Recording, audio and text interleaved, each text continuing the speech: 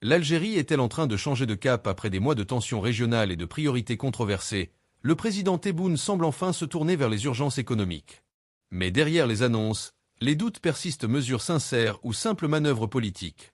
Pendant ce temps, Alger est contrainte d'ouvrir son espace aérien au Maroc après un accord historique entre la CAF et Royal Air Maroc, une humiliation de plus pour la diplomatie algérienne.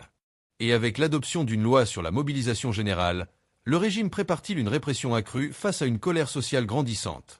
On décrypte tout de suite. Sujet numéro 1. Après l'agitation, Tebboune tente de rediriger le cap algérien vers les urgences économiques. Longtemps absorbé par une politique extérieure agressive et une stratégie obsessionnelle de confrontation vis-à-vis de ses voisins, le président algérien Abdelmadjid Tebboune semble amorcer un revirement tardif. À l'issue du Conseil des ministres qu'il a présidé dimanche, une série de mesures a été annoncée, laissant entrevoir un début de prise de conscience sur l'ampleur des crises internes qui gangrènent l'Algérie. Mais derrière ces annonces, la profondeur des mots laisse sceptique quant à l'efficacité réelle de leur mise en œuvre. Présenté comme un moment décisif, le Conseil des ministres de ce 21 avril s'est penché sur une panoplie de projets de loi touchant à des domaines sensibles: la mobilisation générale, l'éducation, la prévention contre la drogue, les importations et exportations, ainsi que l'agriculture. Pour un pays qui fait face à une inflation galopante, à une fuite des capitaux et à une démobilisation sociale croissante, ce retour aux priorités internes tranche avec l'agenda des mois précédents. Car jusqu'ici, le président Tebboune, chef suprême des forces armées et ministre de la Défense nationale, avait consacré une part non négligeable de ses efforts à des politiques de diversion, alimentant les tensions diplomatiques avec Rabat, tentant de déstabiliser le Maroc sur le dossier du Sahara et entretenant des rapports conflictuels avec ses voisins du Sahel et de la Méditerranée. Parmi les mesures phares annoncées figure l'abaissement de l'âge de la retraite pour les enseignants du primaire, du moyen et du secondaire, présenté comme une reconnaissance des efforts dans la formation des générations de demain. Une décision perçue par certains comme un geste électoraliste anticipé, plus que comme une réponse systémique à la crise du secteur éducatif, en proie à la démotivation et à l'exode des compétences. Sur le front agricole, un prix unifié de 40 000 dinars pour le mouton de l'Aïd importé a été fixé, et la croissance dans certaines filières comme l'olivier ou le palmier a été vantée comme signe de reprise. Mais ces annonces peinent à dissimuler les limites structurelles d'une agriculture saharienne largement tributaire des effets du changement climatique et de la mauvaise gouvernance. Tentative de repositionnement africain et écran de fumée diplomatique. L'organisation prochaine de la foire commerciale intra-africaine, IATF, que l'Algérie s'apprête à accueillir, a été particulièrement mise en avant. Le président a ordonné la mobilisation totale pour assurer son succès, y voyant une vitrine du leadership algérien en Afrique. Une posture qui fait écho aux ambitions déclarées d'Alger de se positionner comme puissance continentale, après des années d'isolement diplomatique. Cependant, beaucoup y voient un écran de fumée destiné à masquer l'échec de sa politique régionale, notamment l'érosion de son influence au sein de la CEDEAO, la brouille persistante avec le Maroc, et l'incapacité à répondre aux aspirations de la jeunesse africaine en matière de mobilité, d'emploi ou d'innovation. Le chef de l'État a également annoncé l'installation dans un délai d'un mois d'un guichet unique pour les investisseurs, ainsi que de 2 instances nationales chargées respectivement des importations et des exportations. L'intention affichée est de rationaliser l'économie, de faciliter l'investissement, et de réduire les entraves bureaucratiques, un mal endémique en Algérie. Mais là encore, la méfiance est de mise. Ces dispositifs, censés rompre avec les lourdeurs administratives, restent placés sous l'autorité centrale et échappent à toute logique de décentralisation ou d'autonomisation des acteurs économiques. Une contradiction qui pourrait freiner leur mise en œuvre effective. Ce revirement apparent ne saurait occulter le fait que l'Algérie reste embourbée dans une crise économique multiforme. Les recettes pétrolières ne suffisent plus à masquer les déséquilibres budgétaires, et l'économie hors hydrocarbures peine à émerger. Les mesures annoncées, bien que saluées par la presse officielle, apparaissent avant tout comme une tentative de réorientation stratégique contrainte par les faits. Le pouvoir algérien, souvent prompt à désigner des ennemis extérieurs pour fédérer en interne, semble désormais rattrapé par ses réalités domestiques: une jeunesse désabusée, une inflation persistante, une société civile muselée et une légitimité institutionnelle fragile. Après des mois à exporter la tension, Alger redécouvre l'urgence intérieure. Mais le réveil pourrait être tardif. Le deuxième sujet, l'Algérie contrainte d'ouvrir son espace aérien au Maroc après l'accord historique entre la CAF et Royal Air Maroc. Si l'Algérie empêche le passage des vols de la rame, elle pourrait être exclue des tournois organisés par la Confédération africaine de football, CAF. L'Algérie n'aura d'autre choix que d'autoriser le passage des avions de la compagnie aérienne Royal Air Maroc, RAM, dans son espace aérien, pour donner suite à l'accord signé entre la Confédération africaine de football, CAF, et la compagnie aérienne nationale marocaine, qui fait de la RAM le transporteur officiel et exclusif de toutes les compétitions organisées par la CAF. Fouzi Lekja, président de la Fédération royale marocaine de football, Patrice Mostep, président de la CAF, et Hamid Adou, président de Royal Air Maroc, ont participé à la signature de l'accord. Cet accord marque une étape historique pour la compagnie Royal Air Maroc.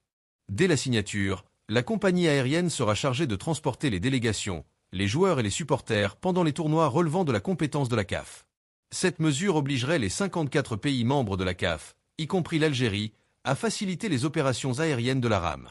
Étant donné que l'Algérie maintient son espace aérien fermé, le non-respect de cet accord par l'Algérie pourrait avoir des conséquences sportives qui, dans le pire des cas, entraîneraient l'expulsion du pays du tournoi. Dans une moindre mesure, l'Algérie pourrait perdre une partie des revenus provenant des droits de télévision. Étant donné que le Maroc accueillera à la fois la Coupe d'Afrique des Nations, CAN, 2025 et la CAN féminine 2024, qui se tiendra en juillet 2025, l'accord signé samedi dernier permet à Royal Air Maroc de consolider sa présence sur la scène sportive africaine. En conséquence, la compagnie aérienne a annoncé une augmentation significative de sa flotte et une restructuration de ses liaisons afin que tous les supporters, quel que soit leur pays d'origine, puissent profiter de la fête du football. Lors de la signature, le président de la CAF, Patrice Mostep, a été clair. Cet accord est un moment historique pour le football africain.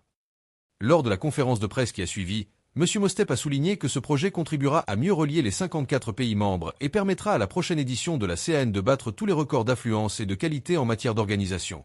Le président de la CAF a ensuite remercié le Maroc pour les progrès considérables réalisés ces dernières années, soulignant en particulier les travaux du stade Hassan II de Casablanca, qui deviendra l'un des 5 stades au monde pouvant accueillir plus de 100 000 spectateurs, avec une capacité de 115 000 places. Toutefois, M. Mostep a souligné que, pour lui et pour l'organisation qu'il préside, le football est un outil d'intégration parfait, car, même de manière implicite, il contribue à améliorer les relations diplomatiques. Ce fait peut être considéré sous 2 angles différents. Les relations s'améliorent parce que les 2 pays ont des intérêts communs, ou bien elles servent de premier pas vers une meilleure compréhension. Dans ce cas, l'Algérie devra placer le sport au-dessus de ses différences politiques si elle veut continuer à faire partie de l'écosystème footballistique africain. Un discours qui a été applaudi par Hamid Haddou, président de Royal Air Maroc. Pour M. Haddou, cet accord réaffirme l'engagement de la RAM en faveur du développement du continent africain.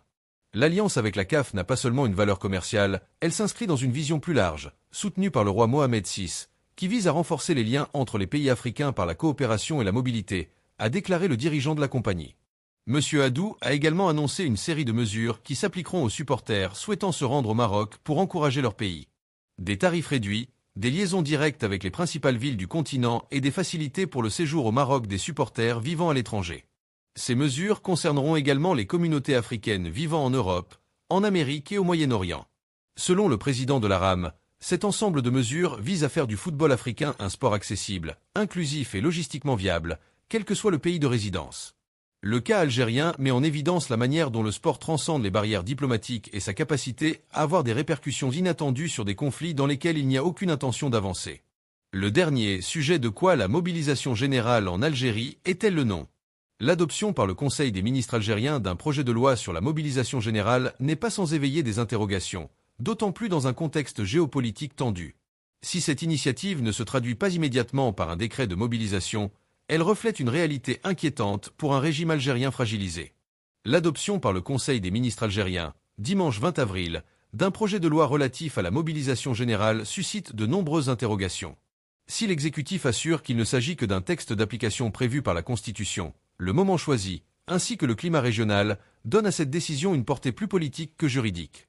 Selon le communiqué de la présidence algérienne, ce projet de loi vise à définir les dispositions liées aux modalités d'organisation, de préparation et de mise en œuvre de la mobilisation générale, telle que prévue à l'article 99 de la Constitution. Officiellement, il s'agit de combler un vide réglementaire. Mais officieusement, tout indique que le régime tente de verrouiller davantage le champ sécuritaire, en misant sur une menace extérieure encore diffuse pour réactiver les vieux réflexes d'encerclement et de repli. Il faut dire que la décision d'Alger intervient dans une conjoncture régionale particulièrement tendue. La note attribuée au Conseil des commandants de Wagner Mali, qui a circulé sur les réseaux sociaux dans les heures entourant le Conseil des ministres algériens, n'a rien arrangé. On peut y lire que le groupe paramilitaire russe s'apprêterait, avec les forces armées maliennes, à lancer une opération à grande échelle dans le nord du pays, avec pour objectif final, atteindre la frontière avec l'Algérie et en prendre le contrôle. Bien que l'authenticité de ce message n'ait pu être vérifiée, sa teneur alimente les angoisses et donne au pouvoir algérien une justification tout trouvée pour durcir sa posture sécuritaire. L'hypothèse d'une poussée armée jusqu'aux confins du territoire national permet, en creux, de réactiver l'unité autour de l'armée et d'écarter les revendications sociales en pointant un danger extérieur. Mais au-delà du contexte sahélien, cette loi révèle aussi une fébrilité croissante à Alger. Après des décennies passées à faire du dossier du Sahara marocain une cause existentielle, le régime militaire semble de plus en plus isolé sur la scène internationale. À mesure que le processus onusien avance vers une solution définitive et que le Maroc consolide ses acquis, Alger perd un levier essentiel qui a longtemps permis de canaliser les tensions internes. En vidant la scène politique, en réprimant toute opposition, en verrouillant l'espace médiatique et en misant sur le tout sécuritaire, le pouvoir algérien s'est mis en position d'accusé. Car une fois l'agitation régionaliste ou diplomatique dissipée, il devra répondre d'un bilan médiocre marqué par une précarité croissante et un chômage endémique. Le pouvoir, dominé par une caste militaire vieillissante, n'a pas su transformer la manne énergétique en véritable développement. Face à cet échec, la tentation est grande de recourir à l'arsenal de l'exceptionnel. Loi de mobilisation, rhétorique de la menace extérieure, posture d'encerclement. Le projet de loi sur la mobilisation générale ne fait donc que prolonger cette logique de fuite en avant. Il ne s'agit pas d'une réponse à une agression réelle ou imminente, mais d'une tentative préventive de militarisation de la société face à une usure du pouvoir désormais difficile à dissimuler.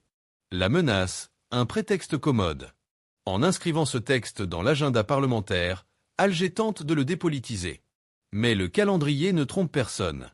Il coïncide avec une montée des tensions géopolitiques dans la région, une rhétorique belliqueuse de plus en plus assumée et un malaise croissant dans la population. La mobilisation générale devient ainsi un outil d'exception déguisé, prêt à être dégainé à la moindre secousse interne. Derrière les déclarations officielles rassurantes, l'Algérie se prépare donc non pas à la guerre extérieure, mais à une tempête intérieure. Le pouvoir veut pouvoir mobiliser, réquisitionner, contrôler, sans devoir passer par des états d'urgence classiques ni recourir à des justifications circonstanciées. C'est une loi de précaution pour un régime qui doute de sa solidité. Un grand merci à vous d'avoir regardé cette vidéo jusqu'au bout, à bientôt.